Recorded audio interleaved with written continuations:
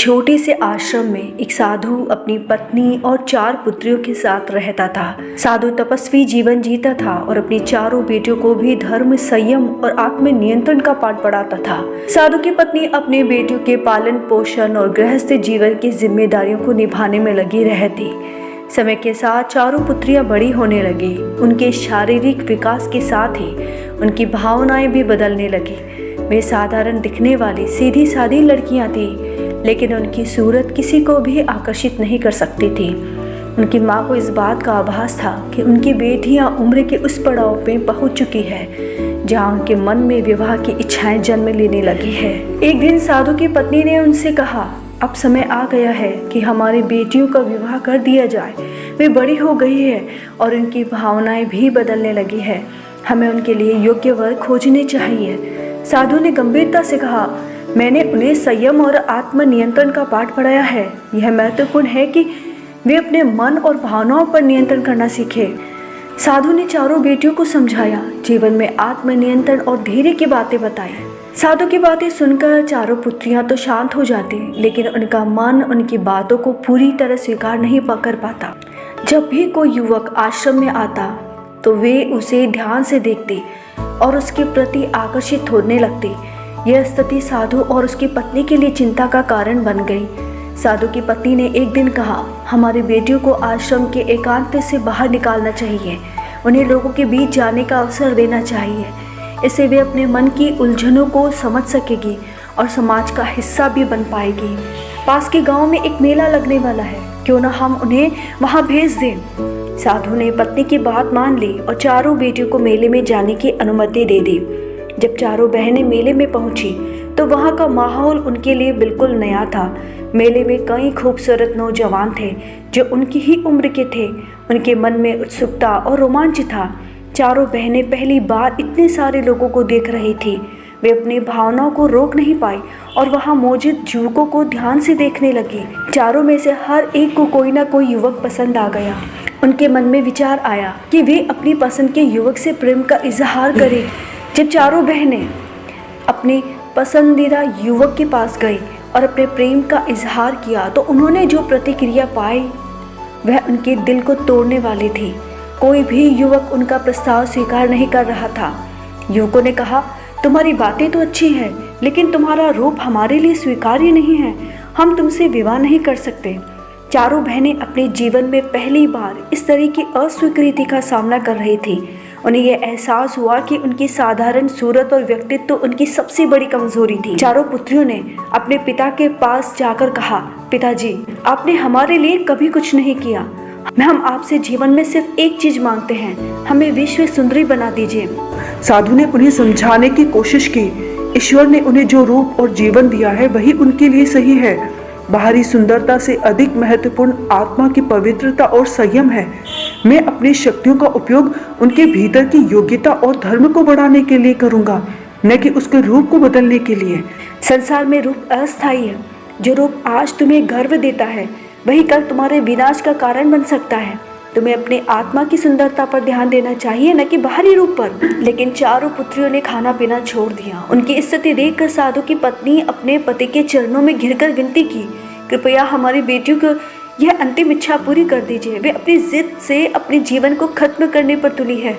साधु ने कहा, मैं अपनी शक्तियों का उपयोग ऐसे तुच्छ कार्य के लिए नहीं कर सकता, लेकिन यदि यह उनकी अंतिम इच्छा है तो मैं उन्हें एक बार के लिए आशीर्वाद दूंगा, पर याद रखना इसके बाद वे मुझसे कभी कुछ नहीं मांगेगी। साधु ने 4 पुत्रों को आशीर्वाद दिया। अगले दिन सुबह जब 4 पुत्रियां पानी में अपनी छाया देख रही थी तो उन्होंने पाया कि वे असाधारण रूप से सुंदर हो चुकी थी। उनकी सुंदरता इतनी दिव्य थी कि वे स्वयं को देखकर भी वे अपनी आंखों पर विश्वास नहीं कर पा रही थी। अब वे गर्व और खुशी से भर गई। उन्होंने तुरंत मेले में जाने का निश्चय किया। जब 4 पुत्रियां मेले में पहुंची तो हर कोई उन्हें देखने लगा। नौजवान, बूढ़े, बच्चे, सबकी निगाहें उन पर थी। लोग उनकी सुंदरता को देख खुद विवाह का प्रस्ताव ला रहे थे। कुछ ने कहा, तुम्हें किसी साधारण व्यक्ति से विवाह नहीं करना चाहिए। तुम्हारे योग्य तो राजा और राजकुमारी हो सकता है। यह सुनकर 4 पुत्रियों के मन में राजमहल में विवाह करने की इच्छा जागृत हो गई। उन्होंने ठान लिया कि वे अब केवल राज परिवार से ही संबंध जोड़ेगी। एक दिन एक राजा को इन चारों की सुंदरता की बात पता चली। उसने उन्हें अपने महल में आमंत्रित किया। जब राजकुमार ने चारों को देखा तो वह उनकी सुंदरता से चकित रह गया, लेकिन वह यह तय नहीं कर सका कि चारों में सबसे सुंदर कौन है। चारों बहनों ने कहा, आप हम चारों से विवाह कर सकते हैं। ये राजा और राजकुमार को इसमें कोई आपत्ति नहीं हुई। उन्होंने चारों से विवाह कर लिया। विवाह के बाद चारों बहनों का जीवन वैभव से भर गया, लेकिन उनकी लालसा यही समाप्त नहीं हुई। 1 महीने बाद पड़ोस के एक राजा ने भव्य आयोजन किया और चारों बहनों को भी आमंत्रित किया। जब वे वहां पहुंचे तो उस राजा की भव्यता देखकर दंग रह गई। उन्होंने आपस में कहा, हमें तो इस राजा से विवाह करना चाहिए था, वही हमारे योग्य है। चारों बहनों ने अपनी सुंदरता के घमंड में दूसरे राजा से विवाह का प्रस्ताव रख दिया। ये सुनकर उनके पहले पति क्रोधित हो गए और बोले, तुम मेरी पत्नियां होकर किसी और से विवाह का प्रस्ताव कैसे रख सकती हो। चारों बहनों ने कहा, हम विश्व सुंदरी है, इसीलिए हमें भी विश्व में सबसे महान और ताकतवर राजा से विवाह करने का हक बनता है। जब उनके पिता को यह बात पता चली तो वे अत्यंत क्रोधित हुए। उन्होंने कहा, तुम्हारी सुंदरता ने तुम्हें अंधा कर दिया है। अब मैं तुम्हें श्राप देता हूँ कि तुम जिस भी पुरुष से विवाह करोगी वह 1 महीने के भीतर कुत्ते में परिवर्तित हो जाएगा। इस श्राप के कारण जिस राजा से चारों ने विवाह किया था वह 1 महीने के बाद कुत्ते में बदल गया। चारों बहनें अपने घमंड और गलतियों के कारण श्रापित जीवन जीने को मजबूर हो गई। इस श्राप ने उनकी जिंदगी को उलझनों और चुनौतियों से भर दिया। वे विवाहित होते हुए भी एक साधारण विवाह का सुख भी न भोग सकी। राजा के कुत्ते में परिवर्तित होने से पूरे राज्य में हाहाकार मच गया। राज्य में अराजकता फैलने लगी, शासन व्यवस्था ध्वस्त हो गई। अमीर व्यापारी गरीबों पर अत्याचार करने लगे और लूटपाट का सिलसिला बढ़ने लगा। प्रजा भूख, भय और निराशा से पीड़ित हो गई। चारों रानियां घबरा गई। उन्होंने महसूस किया कि यदि प्रजा को ये पता चला कि उनके घमंड और लालच की वजह से ही उनके प्रिय राजा कुत्ते में बदल गया है तो लोग उन्हें जिंदा जला देंगे। डर के मारे वे अपने श्रापित पति को लेकर रातों रात अपने पिता के पास चली गई। चारों बहनों ने अपने पिता के चरणों में गिरकर कहा, पिताजी कृपा करके हमारे पति को फिर से राजा में परिवर्तित कर दीजिए। हम वादा करते हैं कि अब हम कभी किसी से विवाह नहीं करेंगे।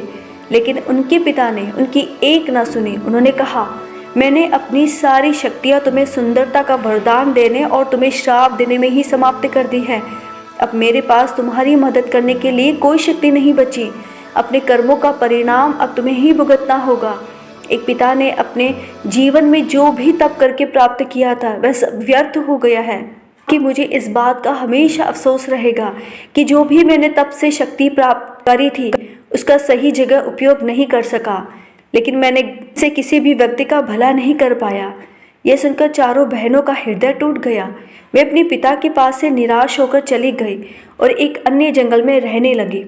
चारों बहनों ने अपने श्रापित जीवन से मुक्ति पाने के लिए तपस्या शुरू की। वे अपने रूप और घमंड से छुटकारा पाना चाहती थी, लेकिन उनकी तपस्या के परिणाम स्वरूप उनका सौंदर्य तो और अधिक निखर गया। वे पहले से भी अधिक सुंदर होती गई। हालांकि वे अपने श्रापित पति को फिर से राजा के रूप में परिवर्तित नहीं कर सकी। वे समझ गई कि उनका श्राप अब एक ऐसा शस्त्र बन चुका है जिसे सही जगह पर इस्तेमाल करना ही पड़ेगा। चारों बहनों ने निश्चय किया कि वे अपने श्राप का उपयोग केवल न्याय के लिए करेंगी। जब भी उन्हें किसी राज्य में किसी क्रूर, अत्याचारी और निर्दयी राजा के बारे में पता चलता तो वे उस राज्य में जाती। वे उस राजा से विवाह करती और 1 महीने के भीतर उसे कुत्ते में परिवर्तित कर देती। राजा के कुत्ते में बदलने के बाद वे उसी जंगल में ले जाती ताकि वह किसी को नुकसान न पहुंचा सके। इस तरह वह जंगल से जंगल भटकती रही और अत्याचारी राजाओं को सबक सिखाती रही। चारों बहनों ने अपनी सुंदरता और श्रापित जीवन को एक उद्देश्य दिया। वे जान गई कि उनकी सुंदरता ने उन्हें घमंड और विनाश की ओर धकेला जरूर था, लेकिन अब उन्होंने उसे न्याय का माध्यम बना लिया था और फिर किसी जंगल में खो जाते। यदि ये कहानी आपको अच्छी लगी तो please like, subscribe my channel. Radhe Radhe.